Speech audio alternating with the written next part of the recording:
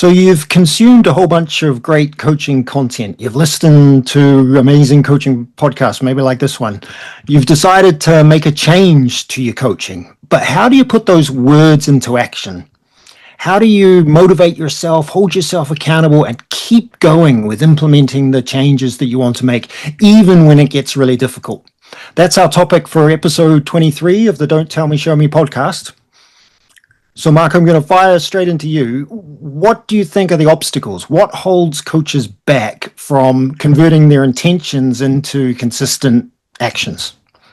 Well, going back to the last episode, you guys did a great job, by the way, when I was away. That understanding of one, being comfortable, being uncomfortable, understanding this will not be smooth, understanding there's never an ideal time. The time is now. It's always now.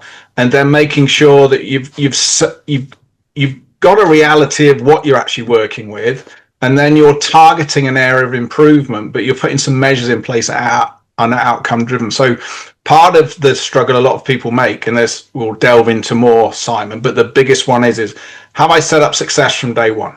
Have I set up, not think about the different words between a plan and a strategy.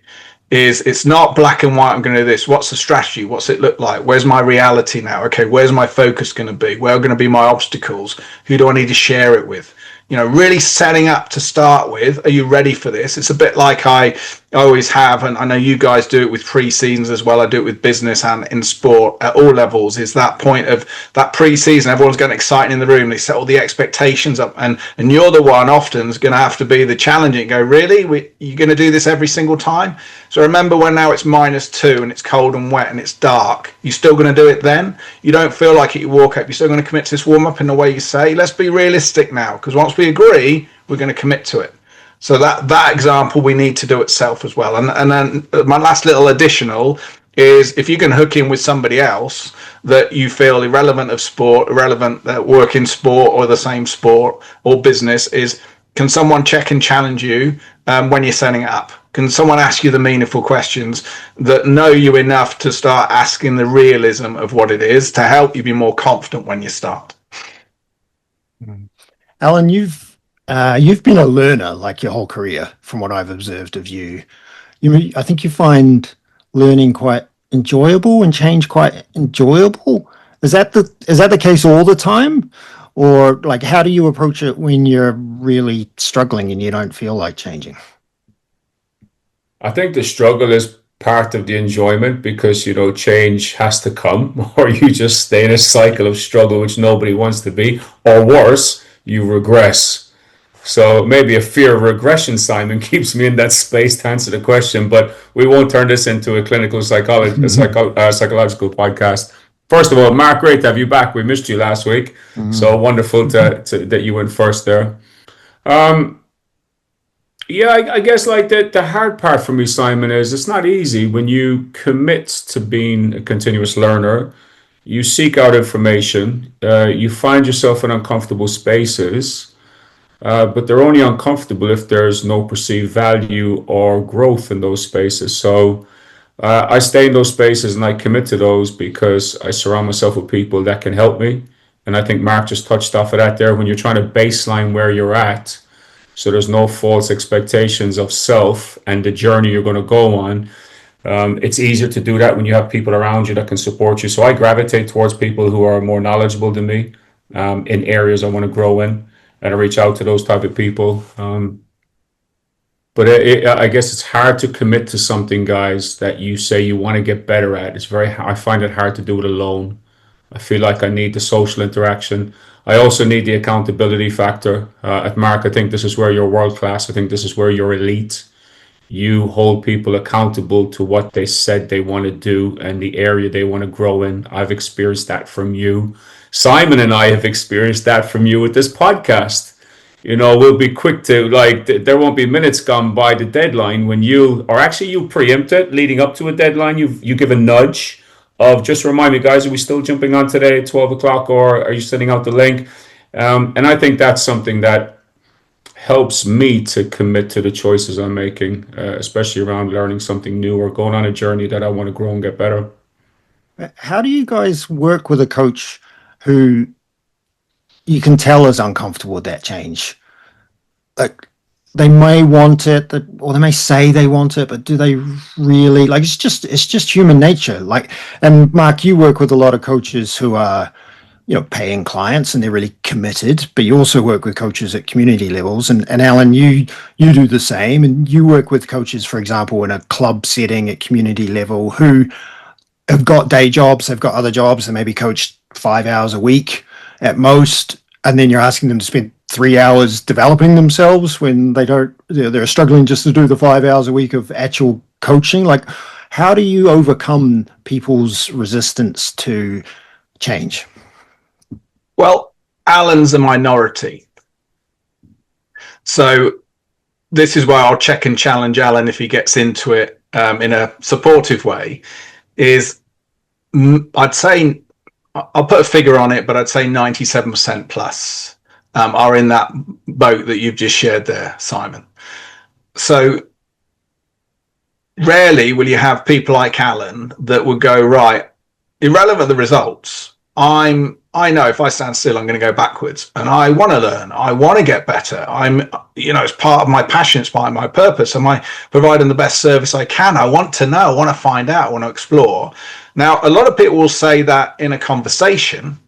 Well, many will, but then it's okay. But what does that look like? And I think, for me, looking across the board, I think it's a perception of importance than importance within measures. Sounds a bit deep, I know. Let me explain. So you might have a grassroots coach that success for them, irrelevant of what the club success is, success for them is they still want to win. Even if no one else wants to win, obviously we know parents and kids want, everybody wants to win, but that point, you will not be measured on your score. But for them, they're holding on to that. So then if you're saying, right, I'm going to commit, even if the culture and the club is about engagement, enjoyment, but if you go and what's important to me is a bit like that Johari window of, I think people are going to look down at me if now I start losing more than I did last season or before. Now I'm making this change and I don't want to do that. So I want to change, but if we winning, that change is great. My measure, if it's the result and we start losing, now I'm going, whoa, I need to go back. But you could have, again, the extreme different at elite level, high pay, and that coach is going, I understand I need to build the culture, the live decision making, the team. I know it's going to take a couple of seasons. We've got new people coming in. My peak players are either just retired or on the downward slope now. I'm building a new cycle, which happens a lot in elite sport. So you may be focused on that, but your boss, your owner, is still focused on results, even though you shared it with them.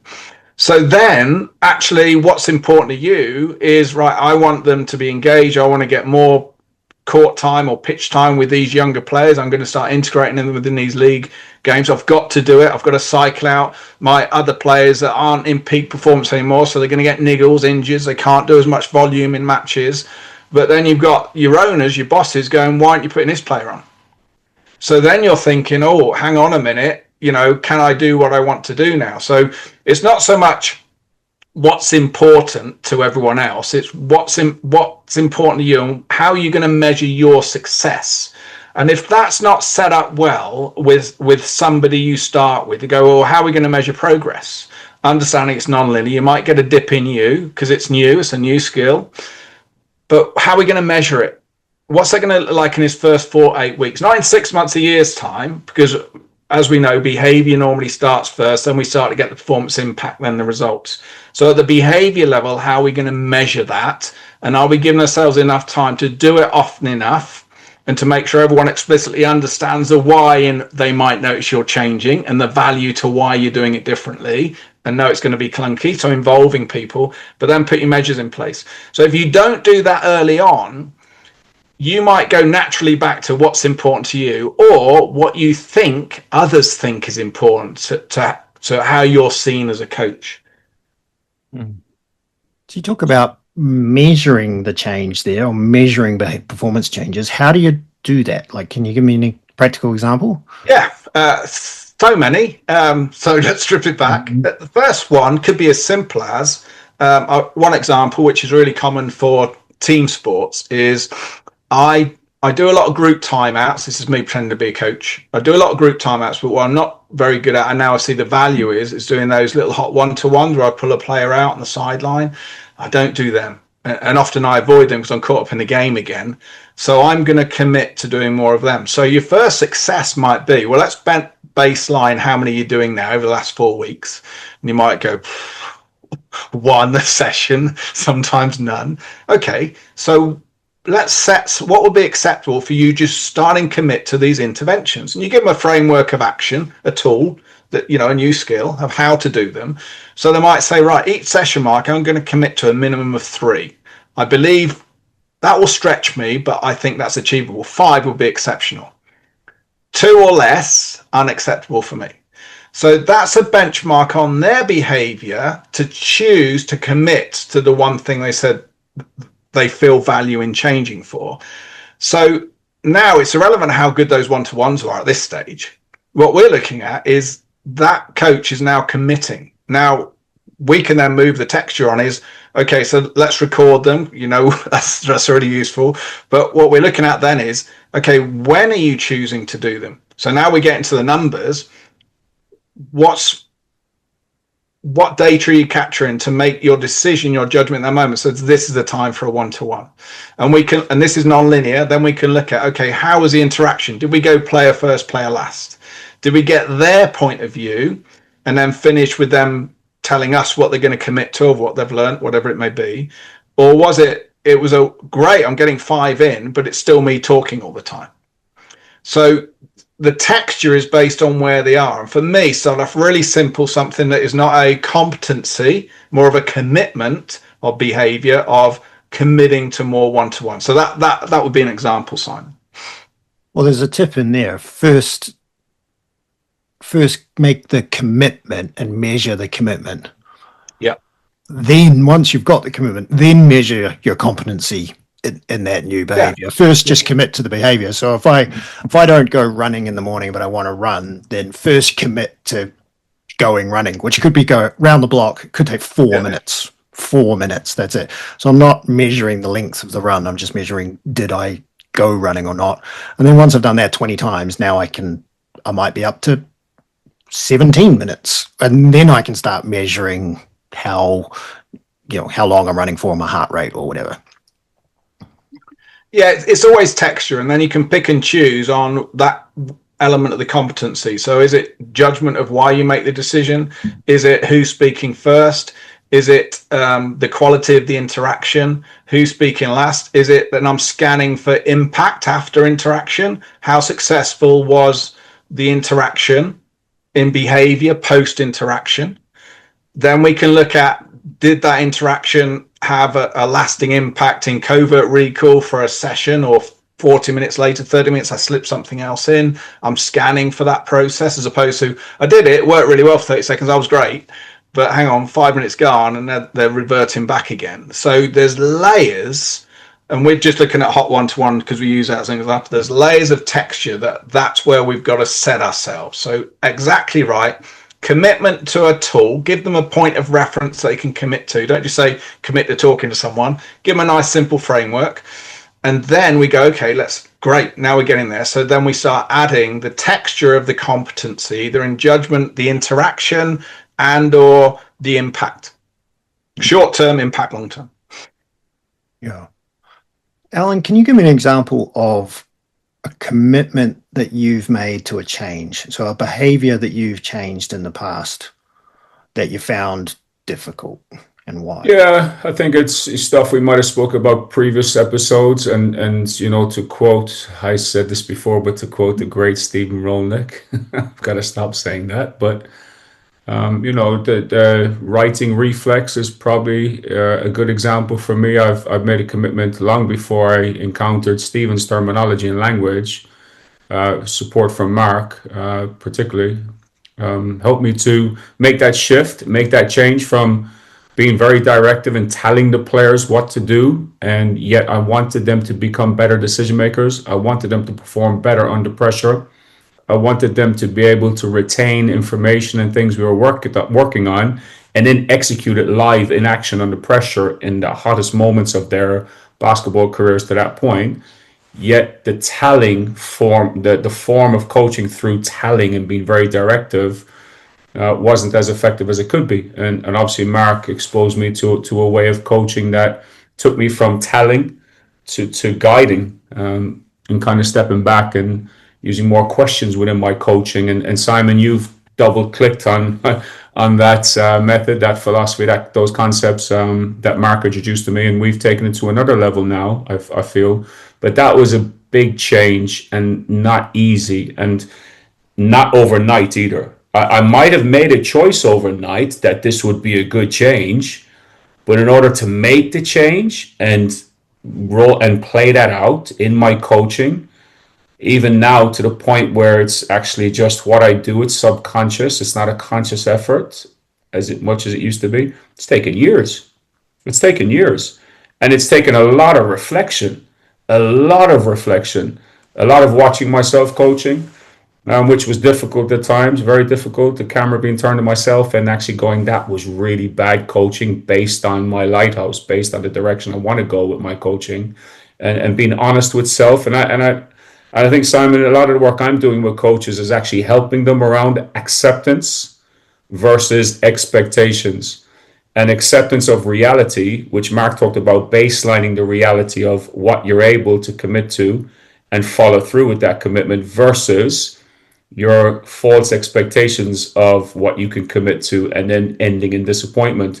So acceptance versus expectations is a space I actually spend a lot of time in with coaches, helping them to understand that an acceptance of reality is a facilitator for progress and growth with what you want to commit to. And those expectations, if they're not in line with the reality, they can be a debilitator to what you'll be able to commit to with your growth and what you want to work towards. And, if you think about it in general, guys, like life is difficult, and stressful things happen.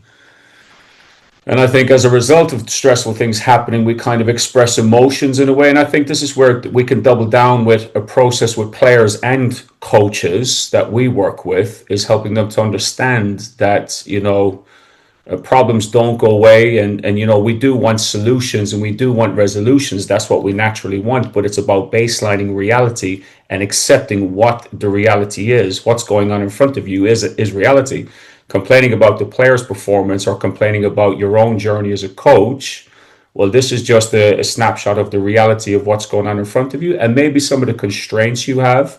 So now you go back to what's your desired outcome with what you want to move towards, and what can you commit to based on the time you have, based on the limitations that are at play, based on the current constraints that surround you. So, for example, maybe you want to develop your tactical knowledge as a coach, but you coach a team that practices twice a week, and they're volunteer players, so you might not have a full squad, and they may not have enough knowledge and experience in the sport to utilize these tactics. So now you're back to baselining what's necessary for them, and maybe not necessary for you and your growth and applicable for your journey at this moment in time. So you're back to acceptance of reality. I think, Alan, just for listeners, I'm sure many do know, but that writing reflex, I know it's also called correcting reflex, isn't it? Did he change that word later on? But that what Alan's talking about there is that principle of, I'm seeing something that I want to fix. So straight away, my reflex is, I want to help you. So I'm going to fix it for you. I'm going to share with you. And all of a sudden now we've built rubbernecking of, right, coach, right, is that what do you want to do here, coach? As opposed to getting them to think process. So I think another thing that resonated with me, Alan, when you were talking there, is that point of, when we're looking at expectations, is that who came up with that great little analogy in coaching about gardening? I can't even remember, it was a few decades ago now. Someone can't even remember the quote, but bear with me on the gardening. So I see behavioral shift at you, at self, but also within your athletes, and same as in business and any sports, is it's a bit like weeding. So what I mean by that is, early on, most people go, right, I've got a new garden, there's lots of weeds in it. Let's really commit to getting rid of all the weeds. And think about that in a season, that might be, you've just come in, new coach, new team, right, let's get it in, let's build the behaviors, off we go. And for the first 3-4 weeks, everyone's finding the weeds and pulling them out and go, we're on. Now we're 3 months in. And some people might think, oh, we've got it now. I've done that. That's sorted. Now I can move on to this. Now you may move on to this, but you've just got to keep the eye out for the weeds, because they will keep growing back. It's not as if you pulled them out and they've gone. That's the point of self at change, but also when I'm now changing, I think I'm good at it. I've got to keep scanning for, okay, I've added this now to my coaching bandwidth of principles and strategies. I've got to keep it fresh because I've got to keep the skill. I've got to start doing it with different people because some are easier to do it with than others.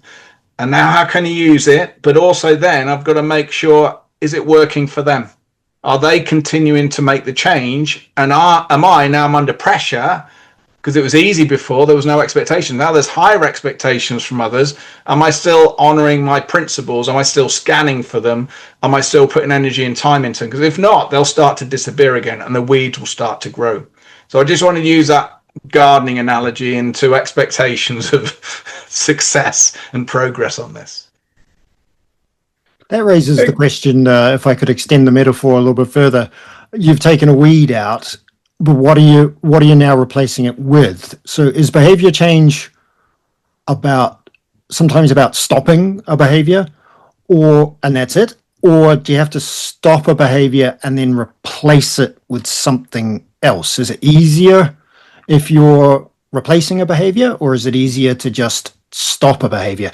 Like smoking, do you just stop smoking, or do you stop smoking and start chewing gum?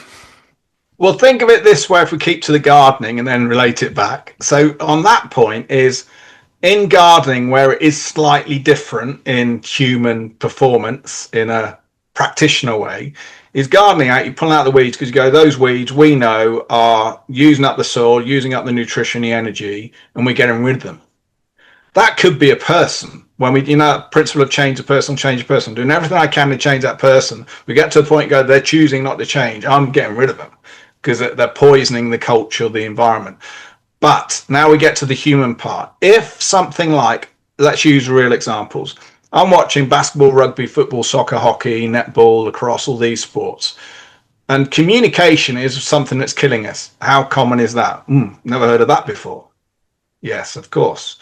The point of that is it's a replacement.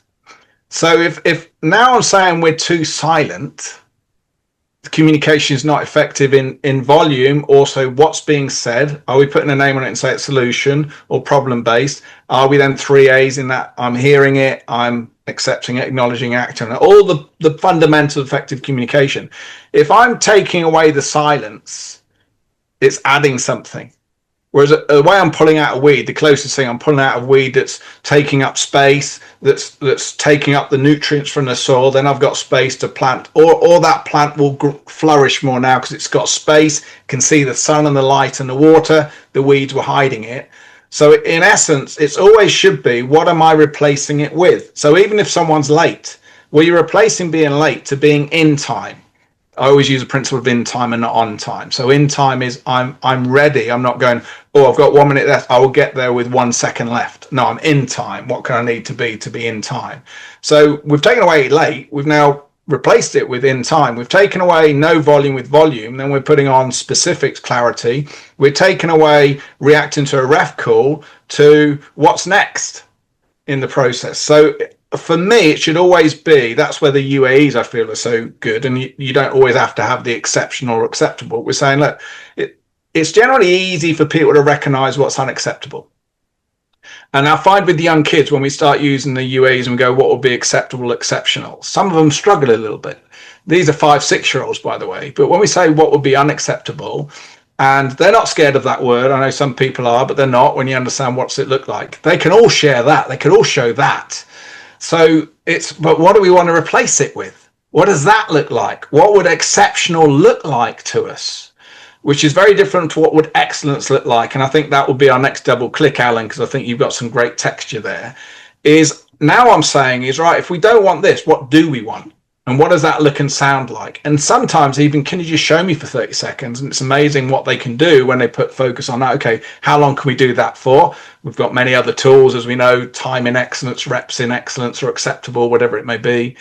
But that process has to be, if I'm taking something away, what am I replacing it with, and what does that look like, and how we can support and celebrate that when we start to see the change. Even if it's not where we want it to be yet, there's progress. Are we seeing it? Are we celebrating it? I think also, like, you talk about the challenges with committing to things you said you would commit to. I don't, maybe those who are not successful with committing over a specific period of time because, things get in the way. It's easier to go to the gym at 6 a.m. in the morning in the middle of June than it is in the middle of January. The climate being the barrier and the temperature, of course. But if you go back to the purpose of why you're committing to things, you deepen the roots and you strengthen the foundation of going on the journey. And I think, I'm surrounded by coaches on a daily basis. And, a lot of the time I find myself pumping the brakes when I'm having these conversations about certain things around coaching. And when we start having conversations around purpose, it clears the weed, like going back to the weeds, it clears out the weeds a bit, or it tidies up the garden a bit more, and we start to have more purposeful conversations. And I feel purpose is a key concept that's too often forgotten about because we're following a new trend, or we're trying to keep up with the Joneses, or this is what I think I'm supposed to do, but you haven't just put some time aside and said, let me figure out what's the purpose of going on this journey. So, for example, I'll go back to myself because I'm the greatest example to myself. I have a deeper understanding, of course. I understood my purpose of bringing you two into my life. It was very clear for me, and it was very. Don't take this wrong, because you're both good friends right now. We've morphed into friendship, but for me, it was very transactional. I literally was happy to use both of you and take as much as I possibly could to benefit my coaching delivery and the journey I want to go on as a coach and continue to progress in this space. And now as a coach developer, coach supporter. So now what's happened is we've morphed into a friendship and the group, I think, in itself, which is a great outcome. But that wasn't my purpose. My purpose wasn't to have you as a friend, Mark. Simon, my purpose was never to have you as a friend. My purpose was driven around I can take from you guys, I can learn from you guys to commit to the journey I'm on about being the best coach I could possibly be, and now being the best coach developer I can possibly be. So I feel purpose is not a space that we spend enough time in as coaches in order to fully commit to the choices and follow through on those commitments. Can I add another example, Simon, to that bit we spoke about earlier on and Alan's point there? It's if we're looking at not to do something that can cause the weeds to grow again, possibly our last plant connection. Another example would be a strong believer in using whiteboards at the beginning of sessions and during timeouts to keep people honest. So this is an intervention, and actually I'm working with, shout out to Edinburgh Hockey Club at the moment. They're going through this journey of development at all levels, all ages, to get this flow in enjoyment, engagement, better people, but also the performance. And one of the things we started to do, and some regressed and now they're hooked back into it, is at the beginning of the session, we get the coach with the interaction of the players to share and write down what success for the session is and what does that look like. And it might be a phase of a session. But what's important then, it helps the coach because now we're involving the players and they understand the why, what's that look like, put our UAEs on it. But then at every single timeout, every single interaction, that whiteboard either comes out straight away to go, guys, timeout. They can see the whiteboard. Now they're keeping honest to the success. It helps the coach, but also the players. Or we've got it there. They start the timeout. As soon as they start talking about other things that aren't relevant to the success, coach goes, guys, remind me what we agreed success was. Okay, review against that. So that as a marker, when you do it, it simplifies and helps clarity of purpose and focus. And you think, oh, I'm getting success. This was really good. So then a month in, and all of a sudden you don't use the whiteboards anymore. And now we're caught up in, oh, I'm seeing this, and I've got to mention this, I've got to mention that, oh, they're not doing this. And what about the whiteboard? And they go, oh yeah, that really worked for me. Okay, why did you stop using it? Yeah, good question. Now, there may be, quantify it. Maybe, Mark, I stopped using it deliberately because I wanted to see, could they stay honest to the success without having a point of reference? Then it would be fantastic. How did you measure that? And when you didn't, what were your interventions? I didn't have any interventions. Okay, so you need the what ifs. So it may be back in, guys, do we need the whiteboards again? Okay, so let's aim now.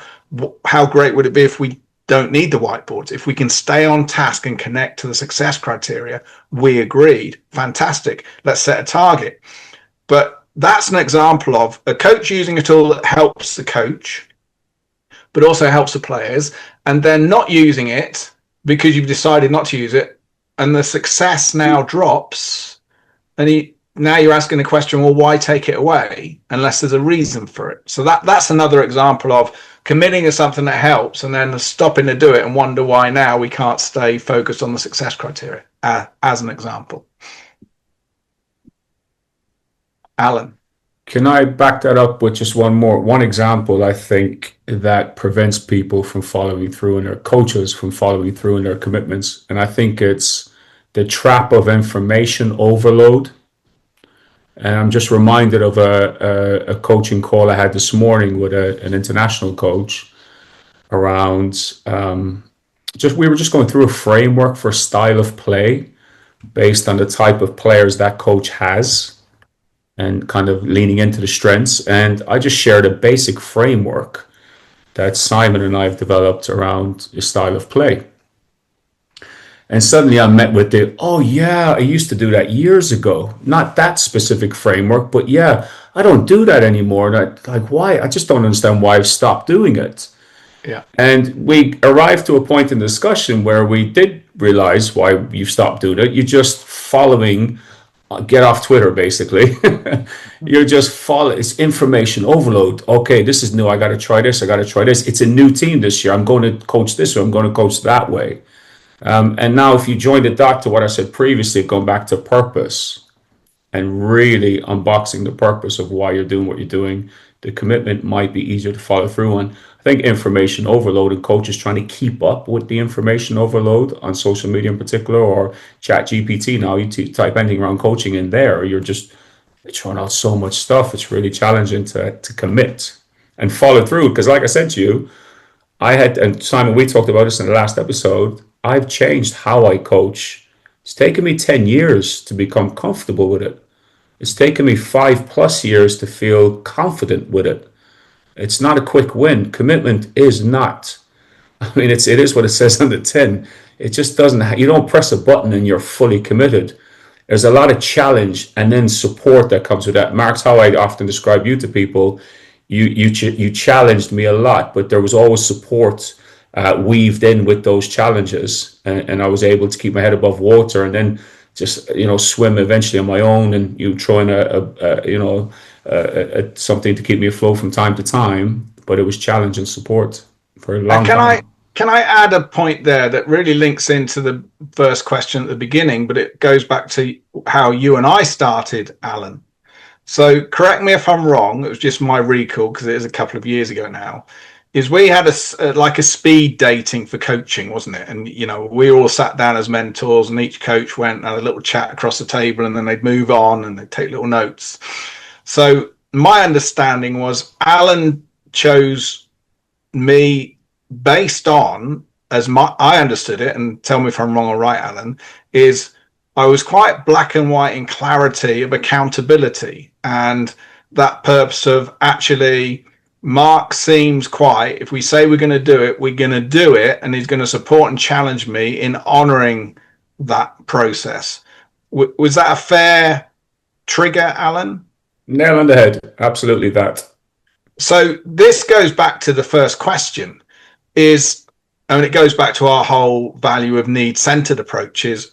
When I'm setting this up, one is baseline. That's why we always say, put that camera on yourselves. Don't fear it. Get it on there so you can see where's reality. Look at the trends, practice matches, what's success for the club, whether it's enjoyment, engagement, how many players am I interacting with, how many are coming back, whatever it may be, if it's not in the performance domain.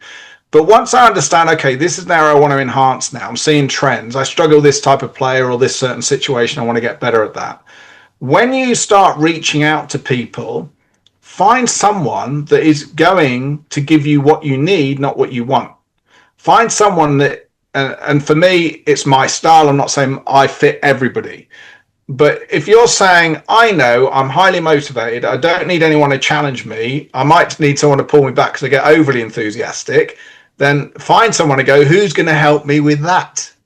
But if you go, yeah, I'm keen now, but I struggle to stay on it with all the pressures and the environment to have clarity and keep going, then you probably need someone more like me, where you would say, yeah, he's not going to let me shoot off on a tangent. He's going to let me waffle. He's going to let me give up on things.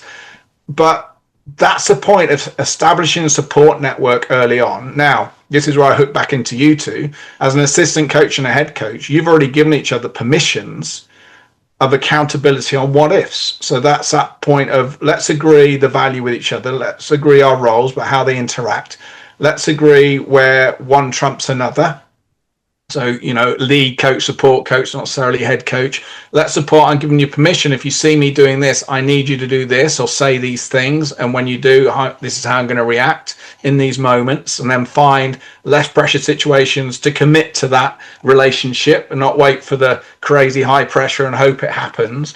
So you're doing that all the time. But then as an assistant coach, right, I know my role. I know it would be unacceptable not for me. So now we've agreed it. I'm going to seek opportunities to do it when the pressure's not on. Now I'm getting the reaction that we've agreed. Great, this is supportive. I'm not getting the reaction I've agreed. I've got to close the loop again. I've got to be, now whether that's you as the coach going, I didn't react to that in the way I said I wanted to because I'm a bit of a hothead in these moments. Now you've got to loop back round and go, Stevie, you were right in reaching out. I was unacceptable in me responding. I'm going to do better. Please don't stop. Keep doing that. But I need to get better at that. No buts, no whys. Off we go again. So this is why it's so important when you're saying I'm going on a journey of change. Know if you're someone that goes, yeah, I've got no problem. I just need a bit of referencing. So I could send a video to someone, can you watch me here? Is it someone who goes, I'm going to get caught up in everything else. I'm going to take too much on. Whatever it may be, set up your support structure to keep you in the direction you need to go. Right. Listen, guys, we committed to finishing this episode with some takeaways, some top tips. We're going to go rapid fire on this topic of coach learning and committing to change. So we'll keep going until the ideas run out. See how long it takes. So this is just quick bites that coaches can scribble down or take away from this episode. So I'll go first. Make 3 lists. Stop, start, keep.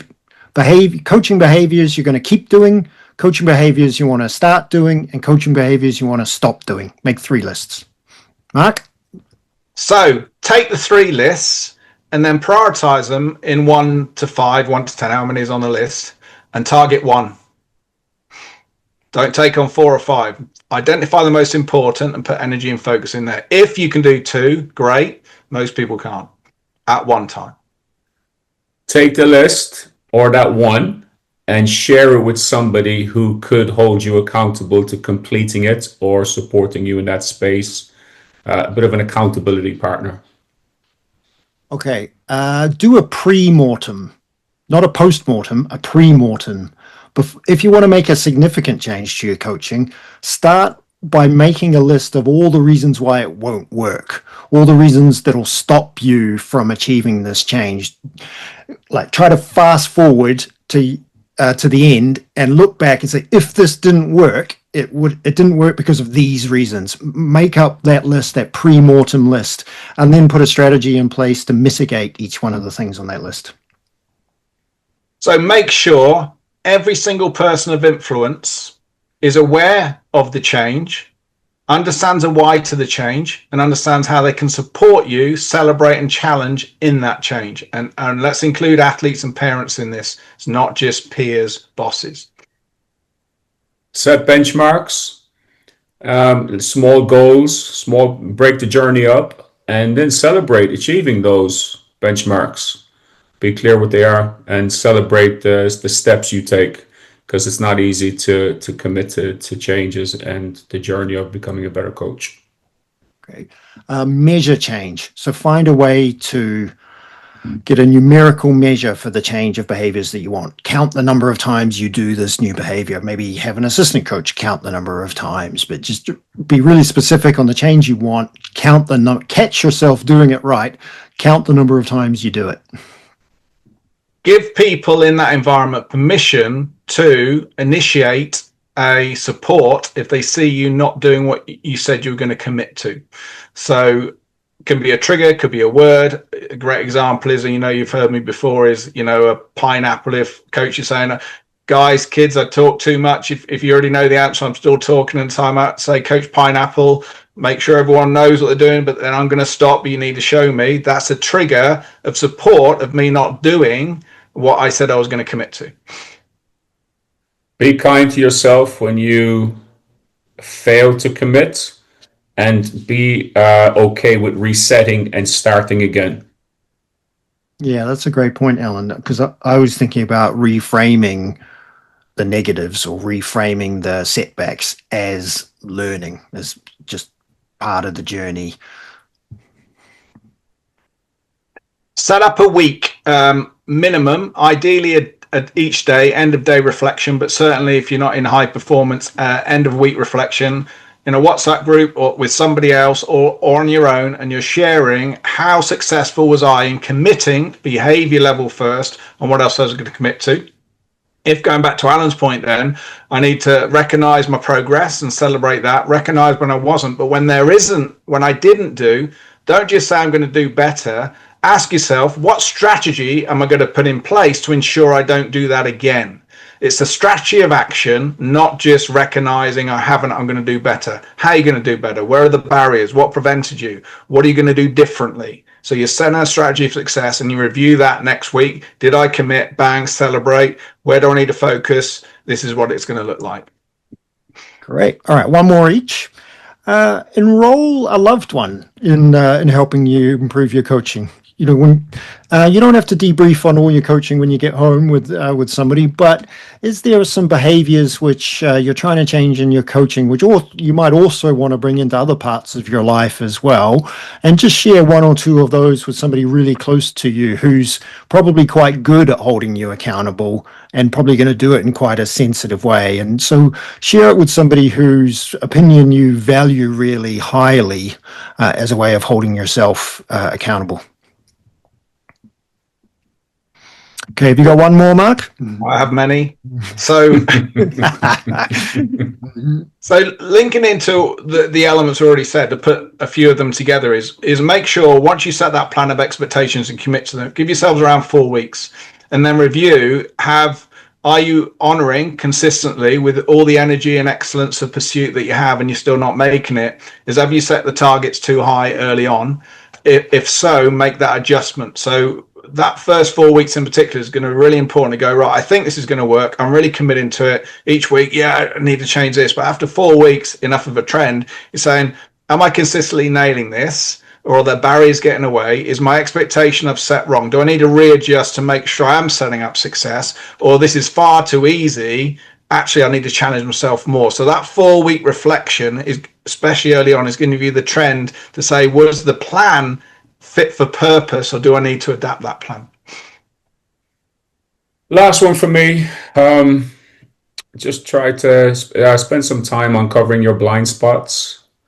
I think it will help towards that acceptance element I was talking about earlier. And Mark mentioned the Johari window as an activity in this podcast earlier. So I would encourage the listeners to research what the Johari window is. It's very easy to use and wonderful if working in teams with coaches or your own team with the players you're coaching. Some really rich stuff can come out of just leaning into that. It's self-explanatory, the Johari window. Well, thanks, guys. To the coaches listening, if there's anything we brought up, particularly in those takeaways at the end there that you want us to deep dive into further, feel free to get in touch. Thanks to everyone who reaches out, to the comments that we get on YouTube and to the DMs that we receive. Feel free to look up any of the three of us on LinkedIn or Instagram and get in touch. Feel free to add a comment or just send us a direct message. We'd love to expand on any of these points in future episodes. So if there's one thing that stuck out to you, like, oh, I'd like to know more about that? Can you go on a deep dive on that? Definitely get in touch. Reminder, you can get us on Spotify and Apple Podcasts and all those different platforms now. Anything you want to say to finish, Mark? Yeah, I'd say, because I'm not a tech guru, if you're listening to this on a Spotify or an Apple or whatever those other things are, actually, so listen, if there's something you want to deep dive in, can you put the comment on our YouTube? Because I'm not sure I'll be able to find comments on Spotify. Do you even put comments on Spotify? I have no idea. So the YouTube, go underneath and just ask specific, even if something I haven't covered, you go, what about this? Because that can become a chapter. But the more you share, the more you comment, the more it's going to spread. More texture, more people we can support. Yeah, and we've had also people finding us on LinkedIn. That's really worthwhile as well. That's one of the few platforms left that isn't cluttered with other stuff. So yeah, just whatever your channel of choice is, feel free to get in touch with us. So that's another one in the books. That's episode 23. Thanks, Alan. Thanks, Mark.